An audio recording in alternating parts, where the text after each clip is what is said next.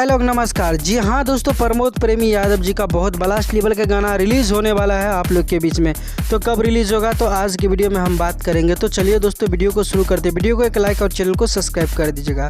जी हाँ दोस्तों, बता दो गाने का नाम है काहे आरा के लइका से लजालू। जी हाँ दोस्तों, इस गाने को गाए हैं प्रमोद प्रेमी यादव जी और गीत लिखे हैं इरशाद बेदर्दी जी ने और म्यूजिक से सजाया है आर्यस शर्मा जी ने। तो भाई लोग इस गाने का वीडियो जो है कल आप लोग के बीच में रिलीज़ किया जा रहा है। जी हाँ दोस्तों, कल आप लोग के बीच में ग्लोबल म्यूजिक से इसका वीडियो सॉन्ग रिलीज़ किया जा रहा है। वीडियो काफ़ी लाजवाब का है और इस बार कुछ नया अंदाज में सुनने को मिलेगा प्रमोद प्रेमी यादव जी का ये हिट लेवल का गाना। तो भाई लोग तैयार रहिए क्योंकि प्रमोद प्रेमी यादव जी आप लोग के लिए एक से एक नया गाना रिलीज़ करने के लिए तैयार रहता है। तो जी हाँ दोस्तों, ग्लोबल म्यूजिक से बड़ा धमाका होने वाला है। तो तैयार रहिएगा इस गाने को सुनने के लिए। वीडियो फॉर्मेट में रिलीज़ होगा और फिर एक और बड़ा धमाका है जो कि एक चैनल से आ रहा है जिस गाना का नाम है फारेलू फराक।